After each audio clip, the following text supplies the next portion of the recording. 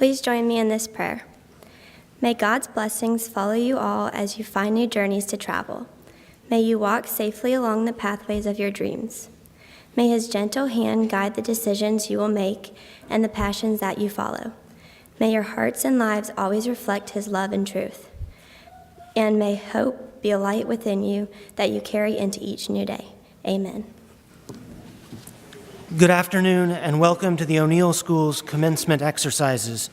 Thank you, Emma Barnes, class of 2017 salutatorian, for our invocation.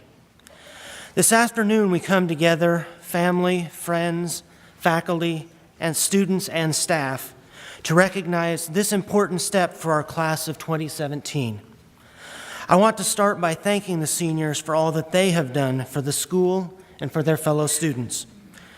We also thank the senior parents and guardians who have entrusted us with their children and shared their O'Neill years with us. And thank you, the O'Neill faculty, for the dedication, support, and love you have provided these students throughout the years. When we think of the class of 2017, the breadth of their interests and talents is exceptional. All are scholars, each finding unique academic passions at O'Neill. They include writers and athletes and scientists and artists and performers.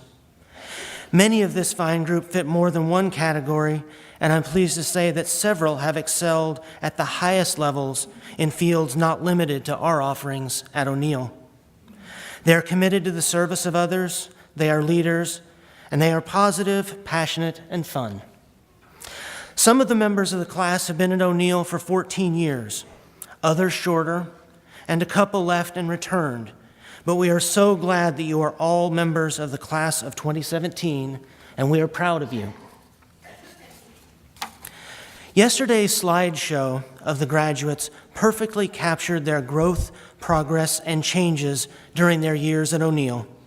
And as I said, schools like ours are not just buildings, they are communities of people who share an important period of time together. Class of 2017, you have come so far over the years together, and you will always be a special part of the O'Neill community.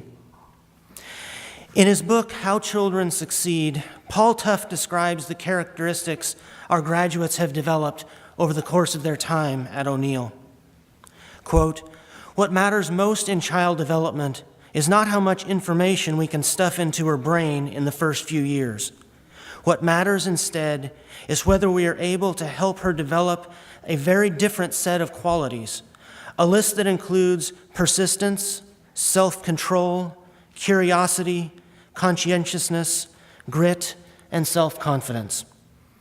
Economists refer to these as non-cognitive skills, psychologists call them personality traits, and the rest of us sometimes think of them as character.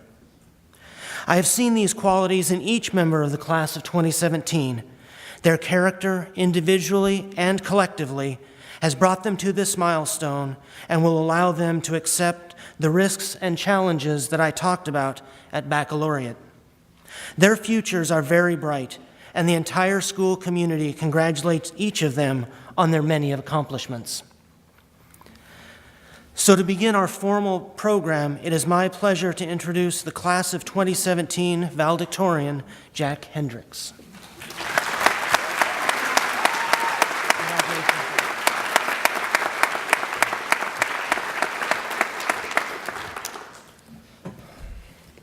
Good afternoon, ladies, gentlemen, and fellow graduates.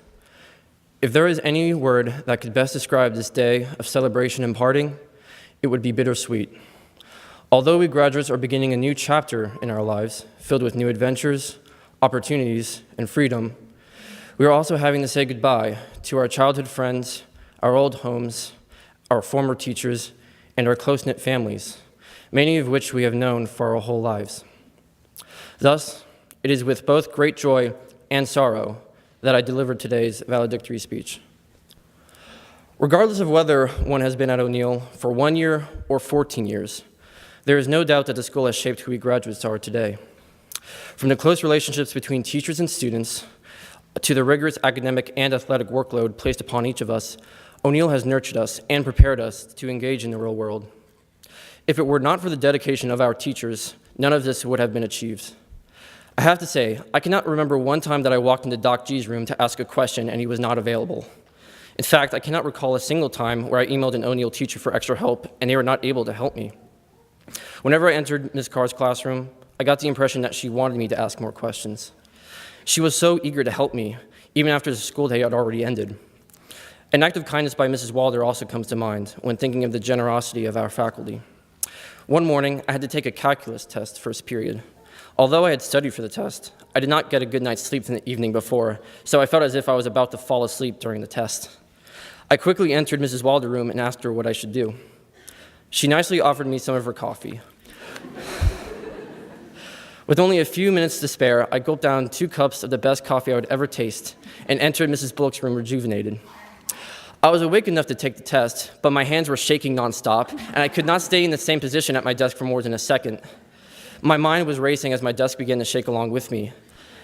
Everyone looked at me wondering why I was so pumped and excited to take a calculus test. It was only then that I realized that it is not a good idea to gulp down multiple cups of coffee when you have never had coffee before in your life. To this day, I still wonder what exactly Mrs. Walder puts in her coffee. Regardless, these are just a few examples that show the level of dedication and kindness of the faculty at O'Neill.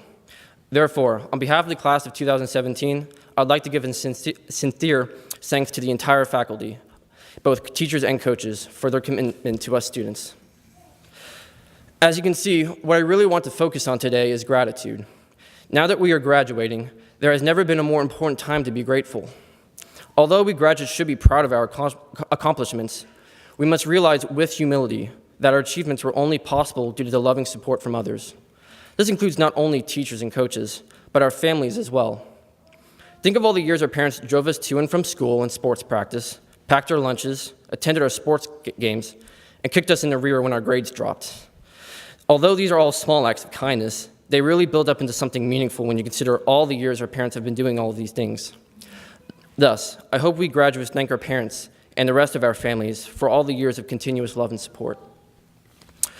I could not write a speech about gratitude without thanking all my classmates for all the good memories they have given our class.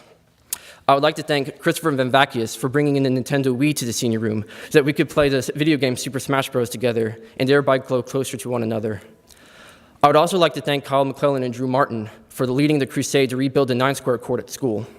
9 Square was one of the most beloved recess activities at O'Neill, and Kyle and Drew's dedication to perpetuate the game is deeply appreciated. In addition, I would like to thank Will Taylor for bringing in the party buck to the senior room. Many of you will probably know this, but Will Taylor is really into hunting, and so at the beginning of the year, he brought in one of those deer heads that you mount on the wall, and he mounted it on the senior room wall. Over the months, we put different paraphernalia, such as party gear on it, and so it began to be known as the party buck. It really gave a lively atmosphere to the senior room and allowed us to create some really good memories together, so thank you, Will Taylor. On a more serious note, I would like to thank the senior class as a whole for all the days we have spent together. Whether it was through class trips or class service projects, it was our time spent together that brought us close. My class, as we now part ways, I hope that we all look back on our childhoods and these early years of schooling, thankful for all the people who guided us, who nurtured us, who supported us, who helped us make the memories that we now cherish and look back upon today. It is a rare occasion for all these people integral in our lives to be seated right in front of us. So let us all give thanks in this brief moment while we are all still here together. Thank you.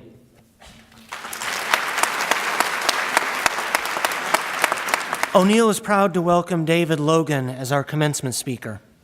David graduated from the O'Neill School in 1986 in a class of 14 and was a member of the very first second grade class offered at O'Neill in the fall of 1975.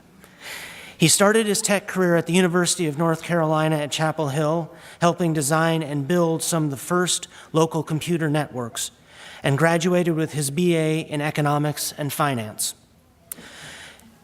David is a 30-year veteran of the technology industry with 20 years in executive roles. During his career, he co-founded 3 technology startups, 2 in Silicon Valley and 1 in Research Triangle Park. David has held executive and senior management roles focused on product planning, technology, marketing, and sales strategy. He is both a business professional and a technologist, and an inventor and patent holder on internet and network security technologies. David has global experience, having been professionally active in Europe, Southeast Asia, the Middle East, and Australia, and lists among some of his most satisfying accomplishments designing and building products used by Microsoft, Google, BMW, the U.S. military, and intelligence communities. But he notes that his most important work is with his wife and partner, Paige, raising their 3 children, Grayson, Kenyon, and Harper, all lower school students attending O'Neill. Please join me in welcoming Mr. David Logan. Good afternoon. When I got here, need water. When I got here, I took the opportunity to look at the program. And first, it reminded me that I'm over 40 and I couldn't read it without any reading glasses. Second, while I feel successful in my career and successful in my personal life, I look at the accomplishments in terms of the scholarships and the attendance of universities that this graduating class is going to experience in their coming years. And all of a sudden I feel a little inadequate. It's quite impressive, and so you should be very proud of yourselves, and you should be thanked. So well done.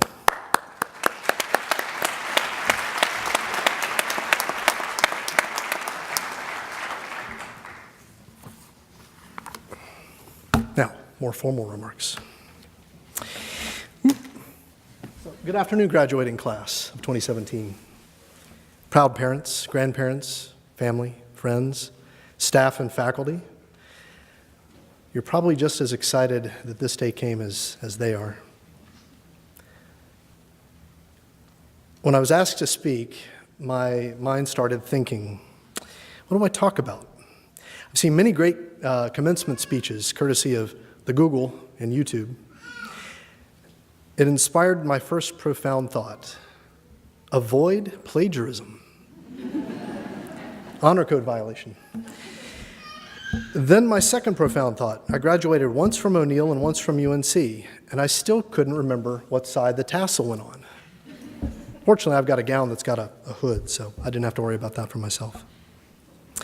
Today I want to talk about discovery, and specifically the discovery of yourself and how you relate to the world and the people you encounter in it. As you've grown up in the past 18 or so years, your parents, your teachers have shared a lot with you. They wanted to impart their wisdom to you. Look, we're just trying to be helpful. We want to give you the opportunities to understand, opportunities to learn, opportunity to avoid some of the mistakes that we've made. But frankly, part of our constant advice giving is not so helpful. It's not that the information we're giving is wrong, it's just that humans learn by experience. It's not by being told or explained or lectured to. So the time has come for you to go on your own journey of discovery. That's what this is all about. Experiences, discoveries, days, weeks, months, years of you discovering what's important to you, what matters most, what makes you tick, and how you'll be successful and happy in your life.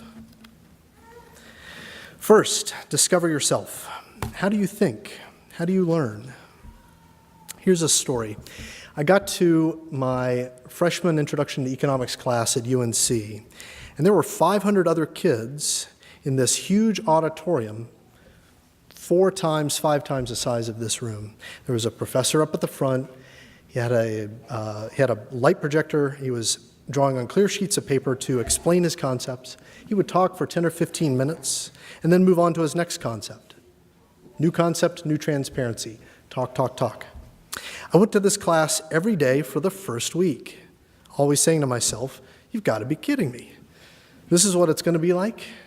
No interactions, no discussions? Okay, parents, don't listen to this. So I didn't go back. I didn't go back to class except to take exams. But I studied the book and I recreated the problem sets that were in the book because I needed to learn through the experience of understanding, not listening to a professor just talk. And I did well because the topic was interesting to me. I just hated the learning process. I didn't know it then, but I discovered over time that I learned through problem solving. I need to know the problem to be solved and then how to work from there, not just starting with the answer first. I needed to know the why of what I was learning. So the question is, what works for you? Figure it out. Find out how you learn in the best way. It might be lectures, note-taking, further research. Maybe you learn visually. Maybe you learn by being hands-on. Maybe you need discussion groups. Go discover it.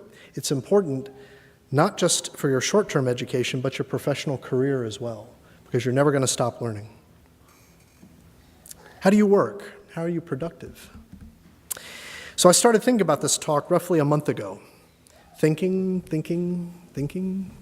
Took a few notes, but I didn't actually start writing until 24 hours ago. I wasn't ready. That's not the way my brain works. I really need to think about it for a while when I'm in a creative process. What are the moving parts? What are my thoughts? How do they come together into something that's cohesive? And then my process of committing to it, writing it down, and then being able to communicate it to you comes at the very end. Now, you have a certain work style. You need to discover what that is. Figure out how you're going to be productive. You need a routine. You need a process. Group study or individual effort. Do you do a little bit at a time, or do you wait for the big finish at the end? Constant little wins to give you confidence all along the way, or the pressure that comes with a deadline? There's no one right way or wrong way, but you do have a way. You just need to figure out what it is. Embrace the concept of failure. Failure educates, it clarifies, it helps you be a better thinker and doer the next time around. Discover how to fail, but fail quickly and in a healthy way. Exactly. Try everything and anything that you think makes sense to move along towards what you're trying to achieve. But be ready for it to be wrong, because you're going to be misinformed, or maybe you've used bad judgment, or somebody else gave you bad information and bad advice. But that's okay. When something doesn't work out, think about the why, be okay with it, move on, try something else. I still remember working tirelessly on a project in my Principles of Advertising class at UNC, and I got a C on it. I appealed to the professor, and he said if you had come to me earlier and gotten some guidance, I could have helped you go in a different direction. It was very clear to me at that point that if I had gone and understood his point of view about what I was trying to achieve and understand that I was taking the wrong direction, then I might have been able to produce a different outcome. Don't be afraid to take managed risks and try something that makes sense to you. I had someone recently describe me as a huge risk taker. To him, it was a concern. To me, it was a compliment. I don't take unnecessary risks, and I know that bad experiences produce good judgment. In other words, lots of little failures along the way lead to good judgment in the future and eventual success. Did you know that the spray oil that you get at Ace Hardware, that's called WD-40, for a specific reason? It's called WD-40 because there were 39 other formulas that they tried that didn't work before it. Discover your strengths. Find your strengths. They will help you understand the tools that you have in your toolbox. What are you really good at? Two of my core strengths that have made me successful is that I'm highly analytical and a fairly good communicator. Thank you, O'Neill, by the way. My first strength I discovered is that I love solving problems. I love learning about new things. I'm very curious. It makes me highly analytical. This makes me really good and effective in a technical industry. But I'm also a good communicator, which combined with being analytical is somewhat unusual. I'm a good writer and a good talker, and it makes me very effective in business. But what are you good at? What motivates you? What excites you? Are you visually creative and love seeing your work complete and on a canvas? Do you love showing your work to other people? Do you like sharing something that you've learned with anybody that will listen? Does the thought and action of helping people inspire you and give you a feeling of satisfaction? You're going to discover your core talents and strengths in many ways and in many layers over time. Take time to think about them and how they affect what you're trying to accomplish. Now, discover your weaknesses. Discover what you're bad at, what you want to avoid, what you don't want to do, and then you really have to figure out a way to deal with them. I was a very average student when it came to classes where memorizing lots of seemingly important information was necessary. For example, I love history, and I took a class during my freshman year on the history of the Middle Ages. I loved the topic, but I hated the class because it was just taught through lecture, and I couldn't relate. I did poorly. But interestingly, memorizing anatomy in my sports med class wasn't so bad, and I really enjoyed ancient Middle Eastern art because both involved visual communication every day. I found out as long as there was something visual to go with the memorization, I did fine. And so I addressed my weakness regarding memorization by taking visual classes. Now, I didn't actually know I was doing that. I had this aha moment later on in life, but what I'm suggesting that you do is actually really hard to figure out, but it is really worthwhile. You should try to discover your weaknesses and then spend time thinking and practicing how to deal with them. Discover other people. Now, unless you've decided to only deal with people using Snapchat, you're going to have encounters that require successful interaction with people during your continued education, in your profession, and your personal future. In fact, it's going to be lots of people. I find it great, personally. I like hanging out with people, working with them, learning from them. I think it's a wonderful experience. But you need to discover for yourself if you feel the same way. And you need to then discover what makes them tick and how you interact with them. You've probably only lived with your family so far. You likely wanted to be around them most of the time. Now you get to go figure out how to live with other people that aren't your family. You get to go figure out how to work with them and be successful with them and not get so annoyed that you decide to post an unfortunate comment on Facebook. You get to learn and work with others that grew up somewhere else and think and act differently. Part of this involves discovering how to communicate and relate to others. Do you think and talk and write linearly? One thought after another, chained together like a freight train. Do you think spatially, big picture, blue sky, go all over the place with thought and word? You're going to find out that it's really important to understand that because it will affect how you interact with another person one-on-one and how you talk in a group. Most guys think and speak linearly. It's a straight line for us. Some guys don't. I had to figure that out. I recently started working with a colleague, Bob, that likes to talk in stories and he goes off on tangents. He's very smart and a very good communicator. But he uses a lot of words to get his point across, what he was trying to communicate. So it brings me to emotional IQ and communication. Emotional IQ is the ability to relate to somebody else and their emotional motivations and state and reactions. We use good emotional IQ to relate to one another and communicate well. Why is this important? Well, as I was listening to Bob, in every meeting, my inner voice would be saying, "My God, get to the point." But I didn't say that because it's not Bob's fault that he thinks spatially, and it's not my fault that I think linearly. I would want to jump in every time we talk and say, "Bob, you're driving me crazy. Can you get to the point?" But he probably wouldn't have felt good about himself, and the conversation might have shut down. So I used good emotional IQ to let Bob make his point. I had to discover that, and I had to discover that we think and act differently. People are messy. You're going to discover that people are messy. And I don't mean, "Hey man, can you pick your stuff up?" Messy. I mean we're complicated. Sometimes people will not mean well, and they will not act in your best interest. Sometimes people do mean well, but they're wrong, and that kind of gets in the way of a good conversation. Sometimes you're going to be mostly wrong, but you're going to be incapable of understanding the difference between your point of view and someone else's point of view who's mostly right. You're going to need to discover how to navigate all of these very complicated situations. But this is why people are so great. Every personal and professional relationship you have in your future is going to require you to discover what makes the other person unique, what makes them tick. Being with these people will force you to consider who you are and what you want over and over, and how you relate to them and how you relate to yourself. Is this person I just met a new best friend or a new love? Does this person matter to me, and how do I connect with them? Be open-minded. Remind yourself that people are messy. Know that they are trying to make their own way through life in the best way that they know how, discovering how best to act and communicate too. So that's pretty much it. As you go out on your own, you will discover how to learn, how to communicate, how to be productive, how to live with and appreciate yourself, and be happy with what you do. And then you will discover how other people interact with you and what their best qualities are, what their strengths are. And then you can learn how to embrace them and help bring their strengths out. I have to say thank you to John Elmore, who represents the wonderful staff and faculty of the O'Neill School of today. But I'm also thinking about my O'Neill School of 30 years ago and how much I owe to that staff and faculty for my success as a person and in my profession.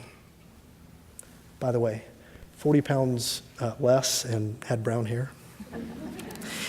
Keep in mind, it's pretty scary for us parents to see our kids go out into the world on your own. So when you see your mom telling you something that she thinks is important, it's because she loves you. And you should remember emotional IQ and just say, yes, Mom. Congratulations to the graduating class of 2017. Good luck with your discovery. Thank you, David. Mr. Elmore, Mrs. McMurray, Mr. Rim, trustees, faculty, parents, and friends, it is my pleasure to present to you the O'Neill School Class of 2017. Please hold your applause until each student is properly introduced.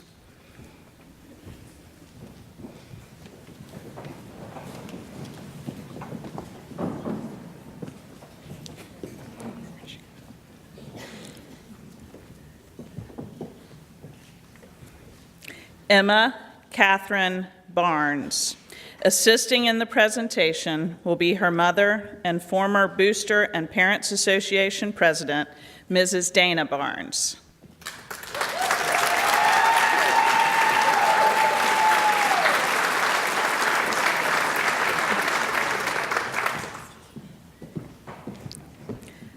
Grace Pendleton Bell.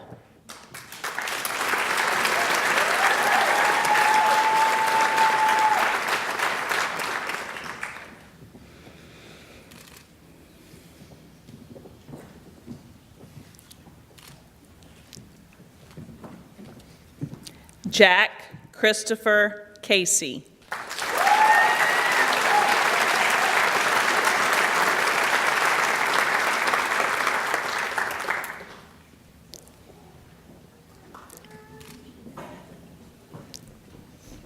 Natalie Renee Collins.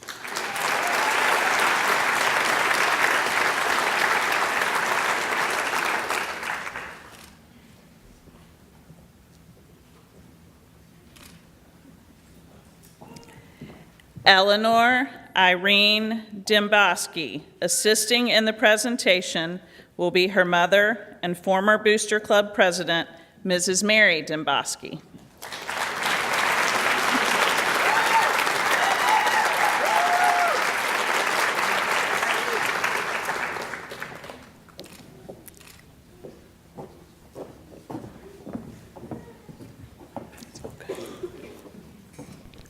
Brett Christopher Diamond, Jr.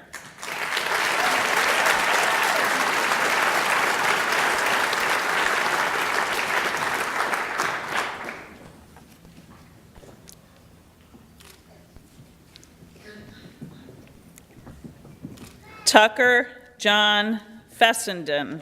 Assisting in the presentation will be his father and current board member, Dr. John Fessenden.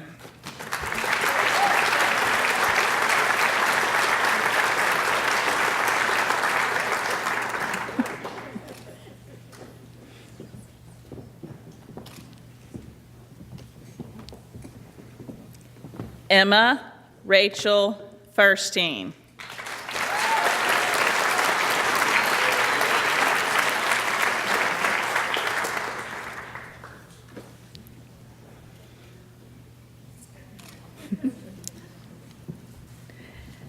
Destiny Shinique Gibson.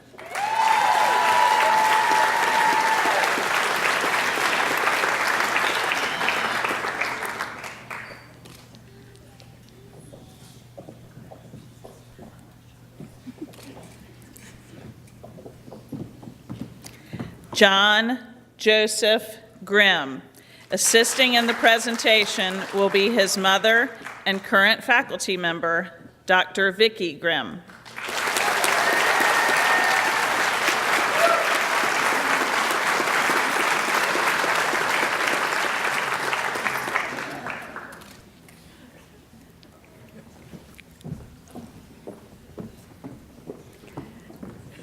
Lacey Jean Hardy.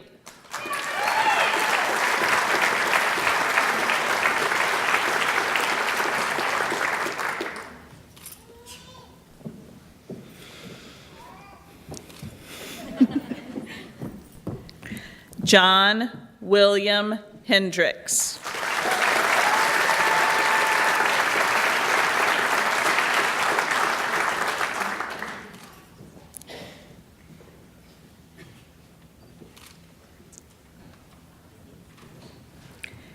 Chiao Hugh.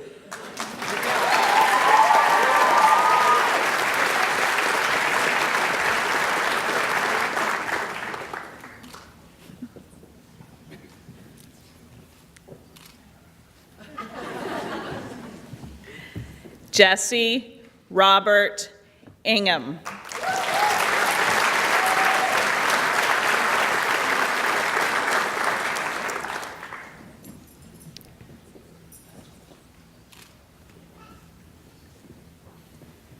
Hans Woodson Johnson.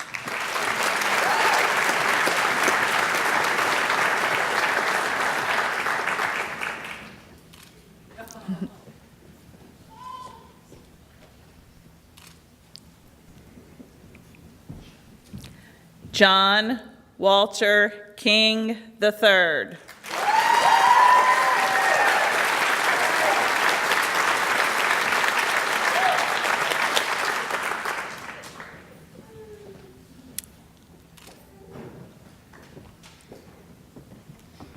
Minka Lee.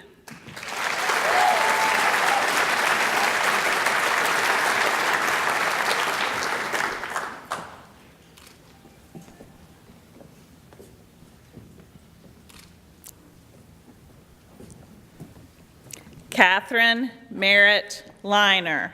Assisting in the presentation will be her mother and current faculty member, Mrs. Cece Liner.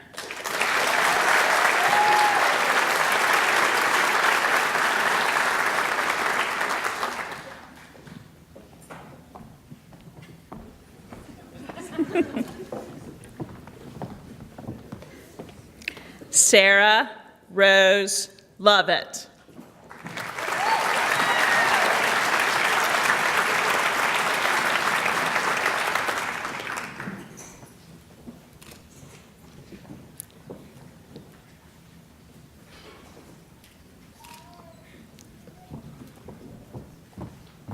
James Andrew Martin.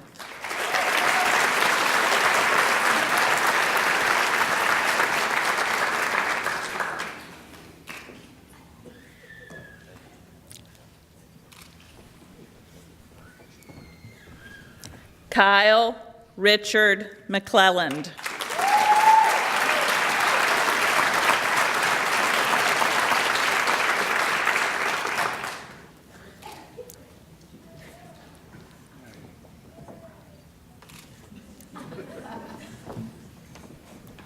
Mackenzie Grace Melton.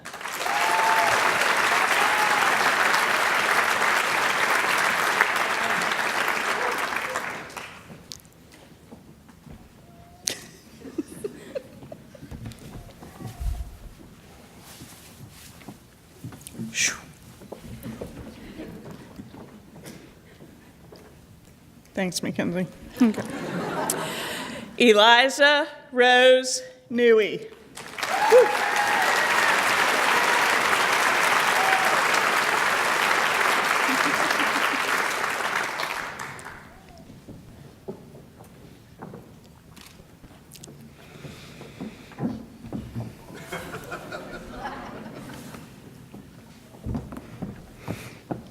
Natalie Marie Plaka.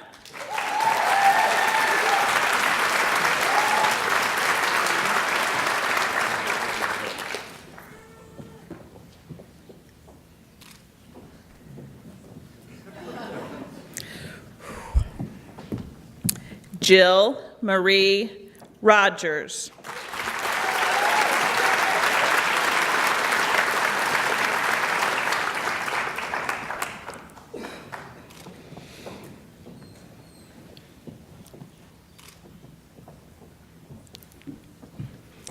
Emma Grace Souza.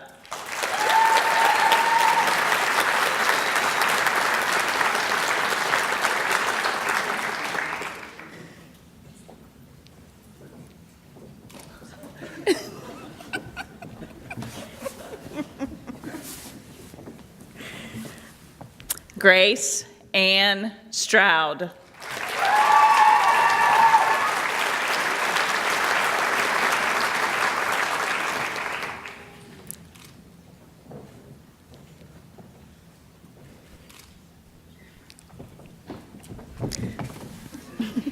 Almost knocked your cap off.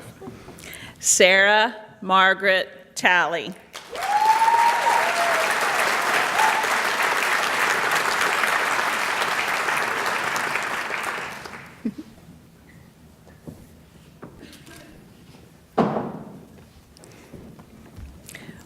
Will Alston Taylor. Assisting in the presentation will be his mother and O'Neill's Director of Communications, Mrs. Kathy Taylor.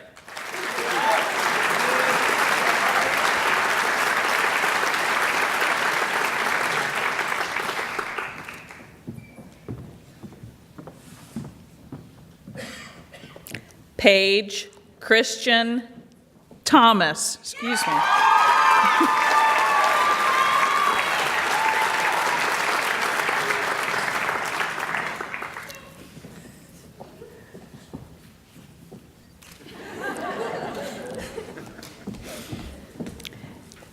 Sierra Elizabeth Ann Timmy. Assisting in the presentation will be her stepfather and current faculty member, Mr. Ben Kemp.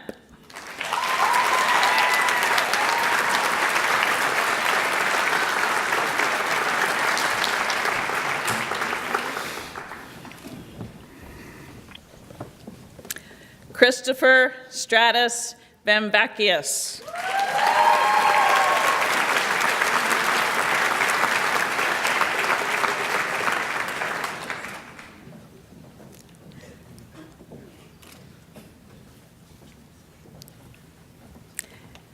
Lindsay Celestin Vest.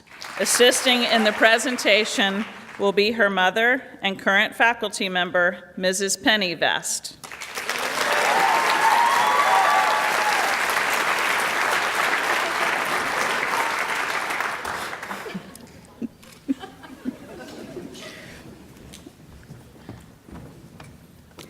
Harrison Reed Whaley.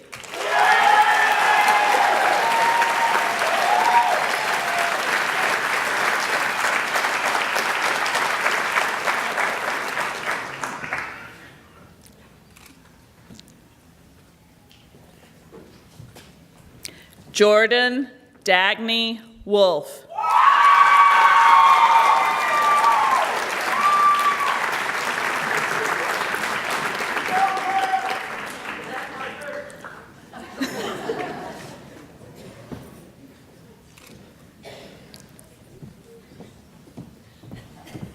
Simone Claire Woolley.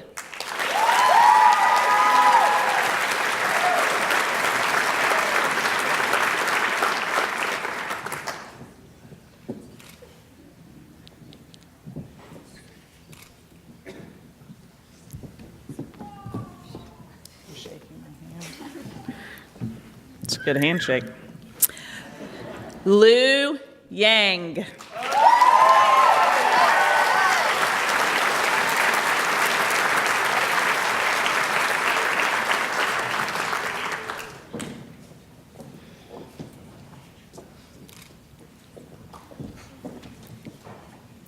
It is with great pleasure that I present to you the graduates of the O'Neill School Class of 2017. Graduates, please flip your tassels.